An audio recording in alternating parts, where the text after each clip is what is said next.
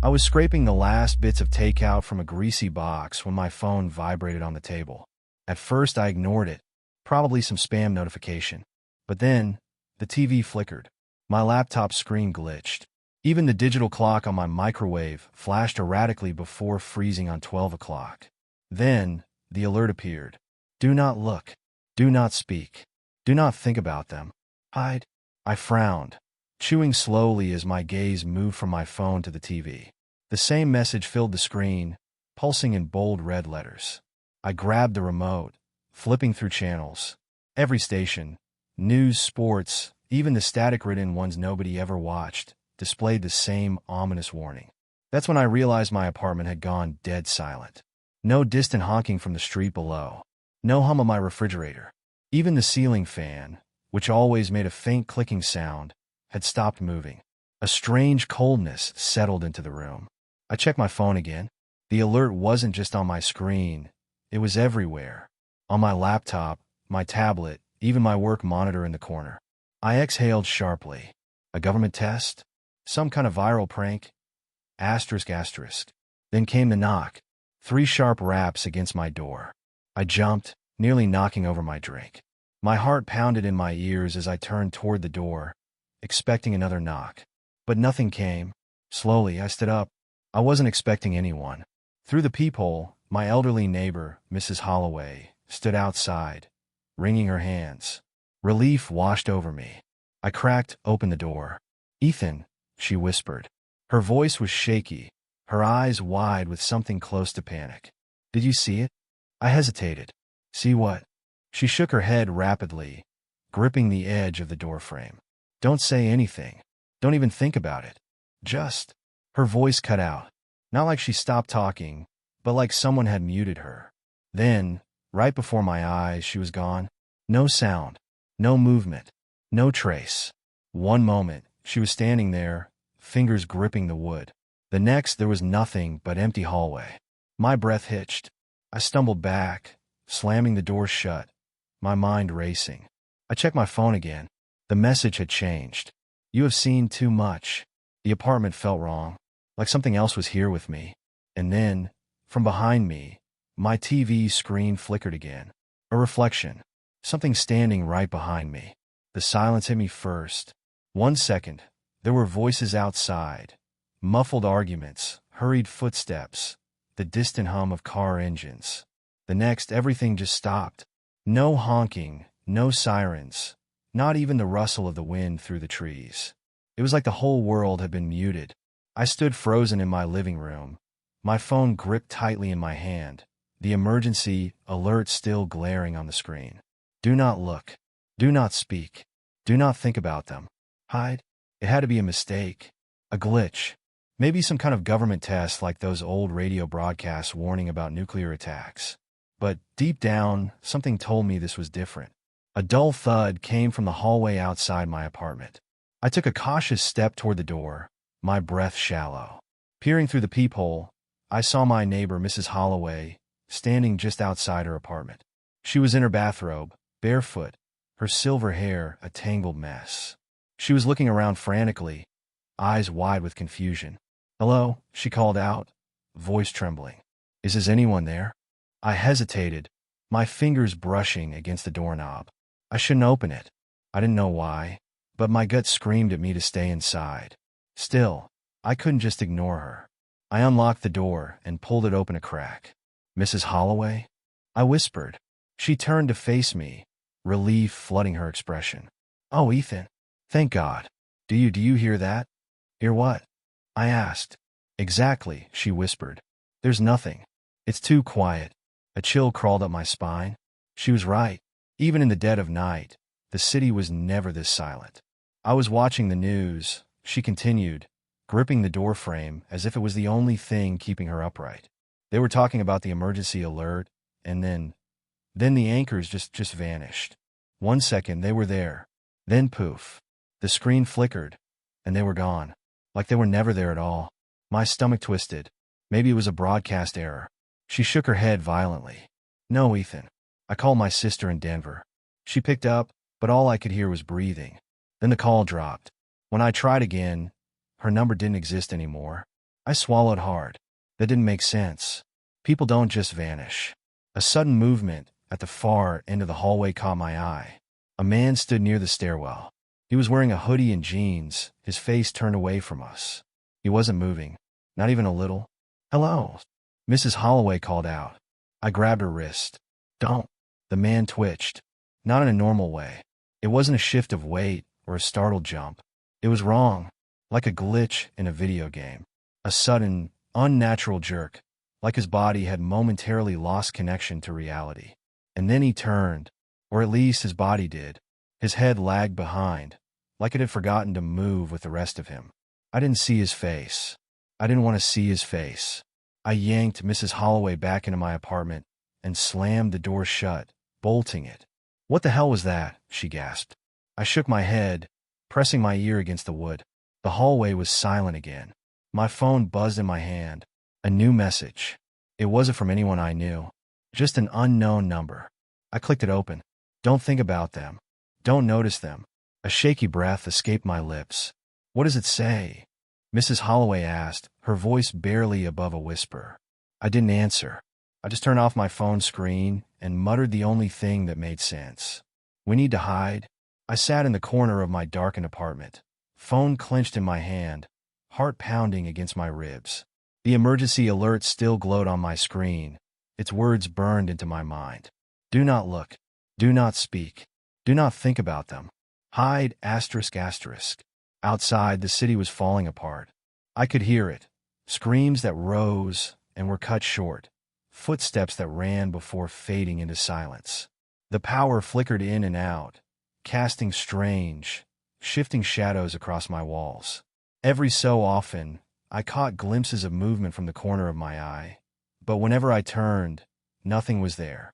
I swallowed hard, trying to keep my breath steady. The TV refused to turn on. My Wi-Fi was down. My phone signal had died. No calls, no texts, just the alert. The only thing still working was an online forum I had pulled up before everything collapsed. A thread titled, "They are here," kept refreshing, new posts appearing every few seconds.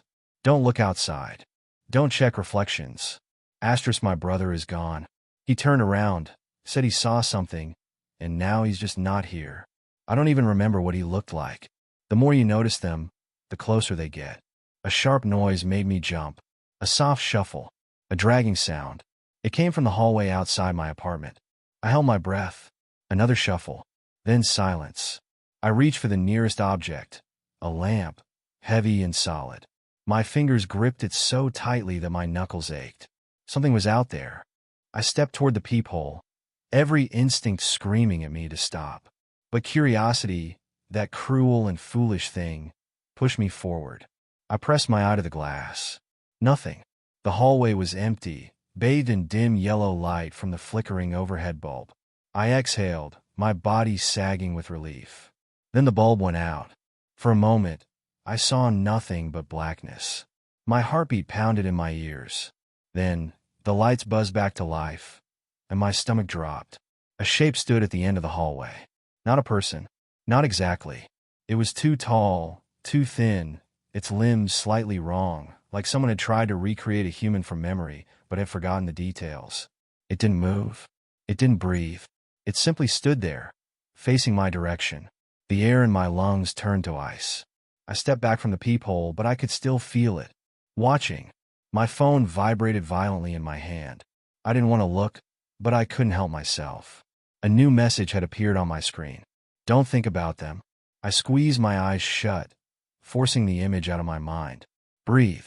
Just breathe." When I opened my eyes again, the message had changed. "IT knows you saw." A creak sounded from the hallway. The same dragging noise. The sound of something shifting, stretching. I backed away from the door, my heart slamming against my ribs. The power cut out completely, plunging the apartment into darkness.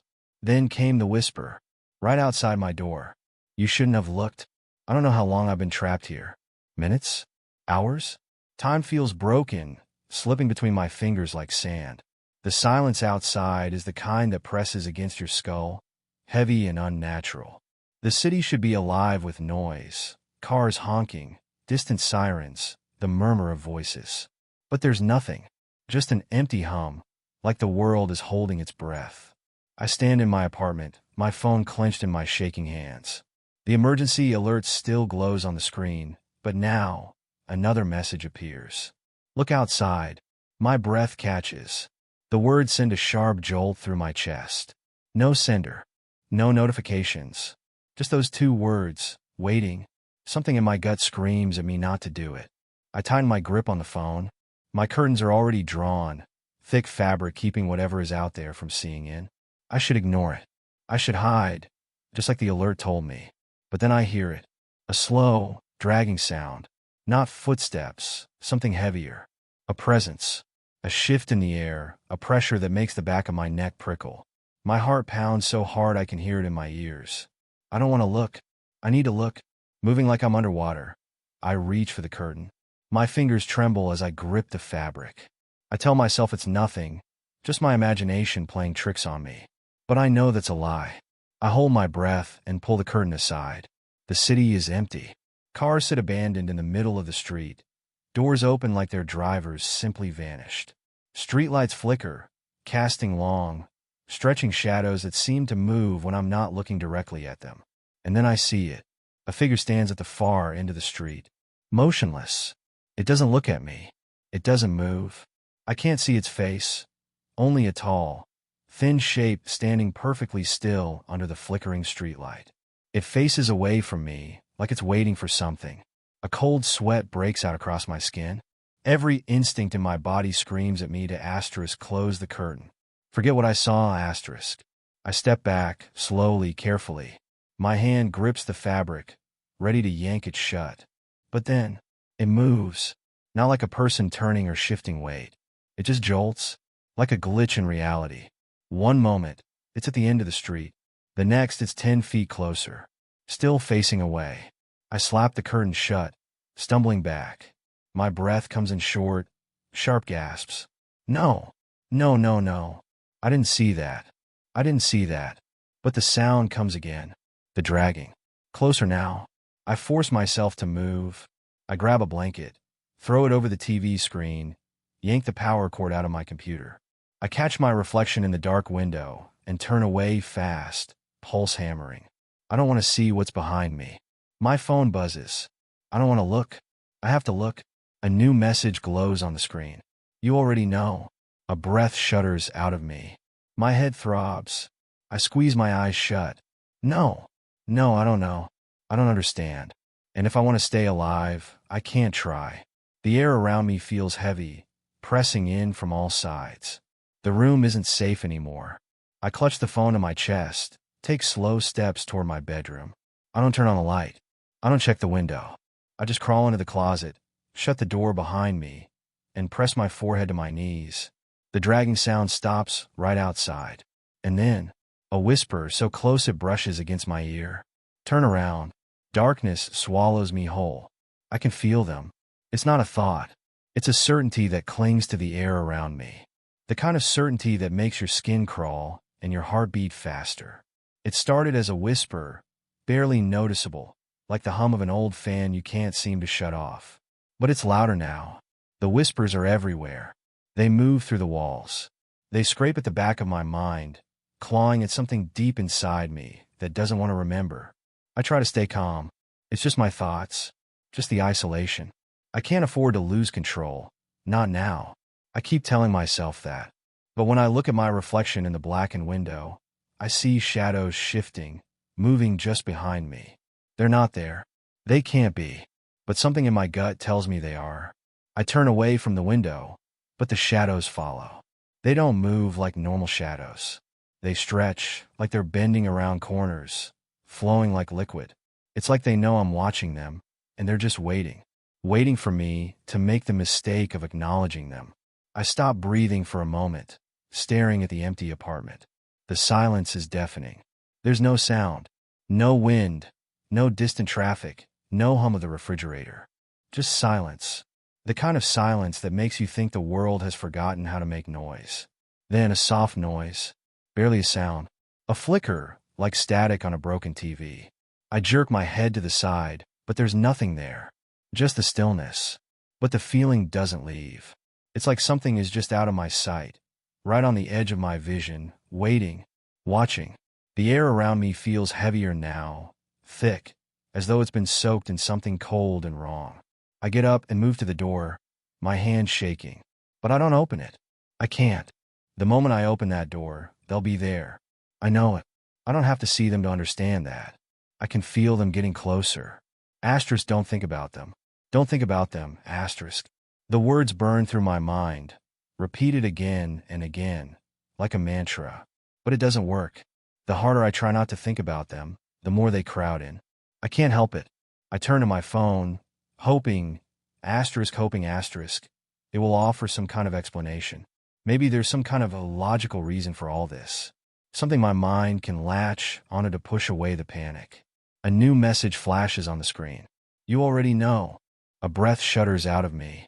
My head throbs. I squeeze my eyes shut. No, I don't know. I don't understand. And if I want to stay alive, I can't try. The air around me feels heavy, pressing in from all sides. The room isn't safe anymore. I clutch the phone to my chest, take slow steps toward my bedroom. I don't turn on the light. I don't check the window. I just crawl into the closet, shut the door behind me, and press my forehead to my knees. The dragging sound stops right outside. And then, a whisper, so close it brushes against my ear. Turn around. Darkness swallows me whole. I can feel them. It's not a thought. It's a certainty that clings to the air around me. The kind of certainty that makes your skin crawl and your heart beat faster. It started as a whisper, barely noticeable, like the hum of an old fan you can't seem to shut off. But it's louder now. The whispers are everywhere. They move through the walls. They scrape at the back of my mind, clawing at something deep inside me that doesn't want to remember. I try to stay calm. It's just my thoughts, just the isolation. I can't afford to lose control, not now. I keep telling myself that. But when I look at my reflection in the blackened window, I see shadows shifting, moving just behind me. They're not there. They can't be. But something in my gut tells me they are. I turn away from the window, but the shadows follow. They don't move like normal shadows. They stretch, like they're bending around corners, flowing like liquid. It's like they know I'm watching them, and they're just waiting for me to make the mistake of acknowledging them. I stop breathing for a moment, staring at the empty apartment. The silence is deafening. There's no sound, no wind, no distant traffic, no hum of the refrigerator. Just silence. The kind of silence that makes you think the world has forgotten how to make noise. Then a soft noise, barely a sound. A flicker, like static on a broken TV. I jerk my head to the side, but there's nothing there. Just the stillness. But the feeling doesn't leave. It's like something is just out of my sight, right on the edge of my vision, waiting, watching. The air around me feels heavier now, thick, as though it's been soaked in something cold and wrong. I get up and move to the door, my hand shaking. But I don't open it. I can't. The moment I open that door, they'll be there. I know it. I don't have to see them to understand that. I can feel them getting closer. Asterisk, don't think about them. Don't think about them, asterisk. The words burn through my mind, repeated again and again, like a mantra. But it doesn't work. The harder I try not to think about them, the more they crowd in. I can't help it. I turn to my phone, hoping asterisk, it will offer some kind of explanation. Maybe there's some kind of logical reason for all this. Something my mind can latch onto to push away the panic. A new message flashes on the screen. You already know. My breath catches in my throat. My eyes snap to the reflection in the dark screen, the one I've been avoiding. The shadows are clearer now. Not just flickers, but things, dark, shifting forms that seem to distort the air itself. I don't want to look. I don't want to acknowledge it. But I can't pull my eyes away. They're there. Right there. And I hear it. A voice. So soft. I almost miss it. We're here. I stumble back, my breath coming in shallow gasps. My body is rigid, paralyzed by the sheer terror of it. They're here, they've been here. Watching. Waiting. The whispers intensify, filling the apartment, the walls, my ears. It's not just a voice anymore. It's a presence, a pull, like a dark cloud wrapping around me. I shut my eyes. I have to shut my eyes. I can't see them. I won't. But it's too late. I feel it. The air presses in like hands wrapping around my chest, tightening. I can't breathe. I can't think. The world is slipping, dissolving, all at once. My heartbeat thunders in my ears, drowning out everything else. I want to scream. I want to run. But there's nowhere to go. There's nowhere safe. I open my eyes, and for a split second, I see it, a figure, standing just behind me. Its features nothing but a flicker in my peripheral vision. It's not human. It doesn't have to be. The edges are wrong, too sharp, too distorted to be anything real. I feel its presence press into me, like it's inside me. I can't stop shaking. I can't escape. I turn, fast, desperate to face it. And that's when I hear the whisper again. You looked, and then nothing. The room is empty. The shadows are gone. The whispers, the cold pressure, they've all vanished. Just silence. But not the same silence as before. This is wrong. The absence feels thick, like the air itself is holding its breath. My heart is still racing. My head spins. I don't know what's real anymore. I can't unsee what I've seen, and I don't know how much longer I can hide from it. The phone vibrates again, an incoming message. I'm terrified to check it, but I can't stop myself. They know you. They're coming for you. I want to scream, to throw the phone, to run, but there's nowhere left to hide. I've already seen them, and now they're waiting. The apartment feels too small now. The walls are closing in, the air heavy with a thick, suffocating silence. It's like every corner of this place is holding its breath, waiting for something, waiting for me. I should have listened. I should have stayed blind, ignored everything, but I can't turn back now. I know them. The whispers grow louder, more insistent. Soft at first, like the rustle of dry leaves, but now, they've become a gnawing presence. They're inside the walls, inside my head, a constant buzzing at the edges of my thoughts. It's maddening, really. If I even so much as think about them, my pulse quickens. I feel them closing in on me. I look around, but it doesn't matter where I look. My apartment used to feel safe, familiar. Now it feels wrong, like a stage with an audience I can't see. The shadows on the floor stretch too long, like they're reaching for me. My breath comes faster. My heart beats harder. I move toward the window, my hands trembling. The street outside is dead quiet. Too quiet. The cars, the people, the usual hum of city life, all gone. But I'm not alone. I can feel them out there, watching, waiting. I know I shouldn't look. I know the rules. I've read them in those cryptic forum posts and the warnings flashing on my phone. But it's too late. I've already seen them in the reflection of my TV, in the corners of my vision, in the silence of the city. I know they're out there, and now they know me. The phone. I glance at it. The screen flickers to life on its own. My heart skips a beat when I see the message it's typed for me. You already know. The words pulse on the screen, as if they're breathing. It's like they're taunting me, daring me to act. A shiver runs down my spine. The room feels colder, the air thicker. It's as if the entire apartment is holding its breath. I want to scream. I want to run. But where? There's nowhere to go.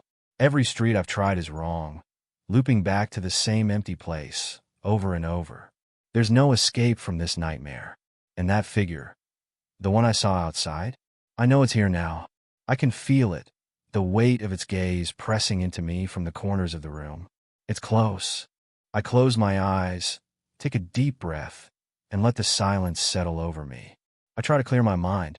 I try not to think, not to feel them, but it's impossible.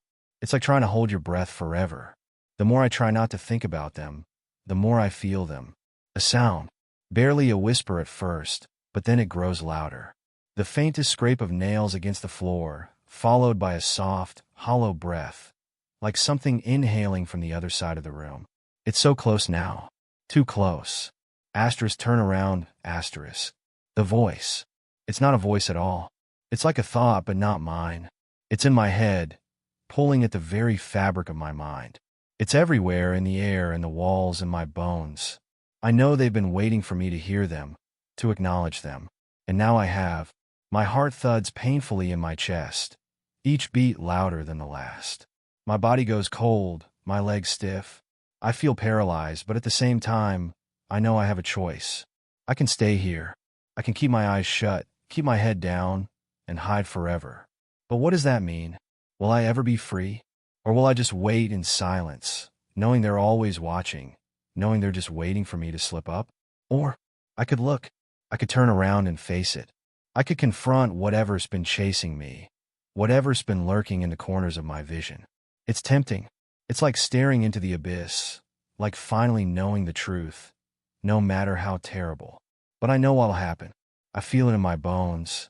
The moment I look, the moment I see them fully, I will be erased. Gone.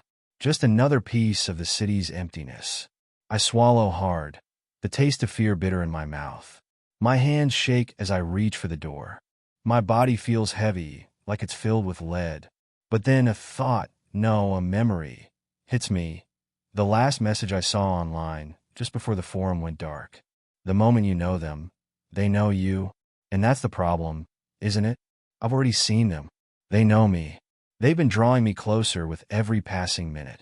They've been in my mind, in my thoughts, pulling me toward the truth. There's no escaping that. Not now. I close my eyes and grip the doorframe. There's no more pretending. No more hiding. I turn, and in the next breath, the darkness closes in. I blinked, and the world was different. The sky, once a deep shade of gray, was now the color of a sickly yellow. There was no sun, just an endless stretch of clouds that felt too close. The air tasted wrong, thick with something unexplainable, like the residue of a nightmare that lingers long after you wake up. I walked down the street, my footsteps slow, unsure. The city was eerily quiet. No cars, no voices, just the hum of the overhead lights, flickering like they were losing their fight to stay on. I reached for my phone, and instinct, something about it pulled at me, like a thread I couldn't help but follow. I unlocked it, and there it was, staring back at me. The alert, asterisk, do not look, do not speak, do not think about them, hide, asterisk. I felt my stomach twist into a knot, and my heart pounded as if it already knew what was coming. But it wasn't the same feeling, not the same terror that gripped me when I first saw it.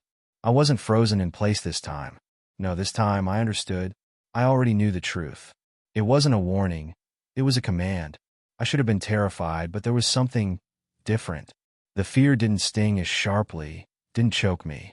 Maybe because I'd seen it already, lived through it once, even if it wasn't my own story. Maybe because I could feel them again, somewhere out there, watching me. I could almost hear them, like a soft static was under my skin, pulling me in closer, closer. I should have turned back. I should have listened to the voice that whispered inside my head, urging me to hide, to leave, to run. But I didn't. I couldn't. I didn't want to believe that after everything, after he disappeared, that Ethan, whoever he was asterisk would still be trapped here, in this cycle. But the phone didn't stop. Another message flashed across the screen. You already know. My breath caught. I didn't need to ask who was sending it. I didn't need to wonder why the words were always the same, why the screen felt alive in my hand. I didn't need to wonder what they wanted, either. They weren't interested in our answers. They were interested in our awareness. The moment we knew them, they knew us. And once they knew us, there was no escape. I pressed my palm to my forehead. I could almost feel them, those shadows, flickering just out of my line of sight, like something waiting to break through the cracks. The world seemed to distort, bending in on itself. I couldn't see them, but I could feel them. I wanted to scream, to run, to do anything but stand there. But my feet wouldn't move. I stood frozen, staring at the screen, the words still flashing. Hide! I glanced up, just for a moment, and saw it. The figure. It was in the distance, standing perfectly still, facing away from me, just like it had when I first knew. It hadn't moved. It wasn't even looking at me. But it was there, as it always would be, waiting. I turned around, the hairs on the back of my neck rising. But I couldn't stop myself. I could not look. And that's when I felt it. A whisper, cold, familiar, rushing past me like a breeze from nowhere. You should not have looked. I didn't turn back. I didn't need to. I knew the cycle. I knew what was happening. I was the cycle now. Every time the same. Every time, the same mistakes, the same end. The city around me didn't change. The air didn't move. But there was something wrong. It was as if I had become a part of it, an echo, a shadow, just like the others. Like Ethan, like the countless others who had come before me. The alert was everywhere, on every screen, in every reflection. Hide. And somewhere deep down, I knew it would never stop. The cycle would keep turning until there was no one left to remember it. And then, they would be all that was left. The world fell silent.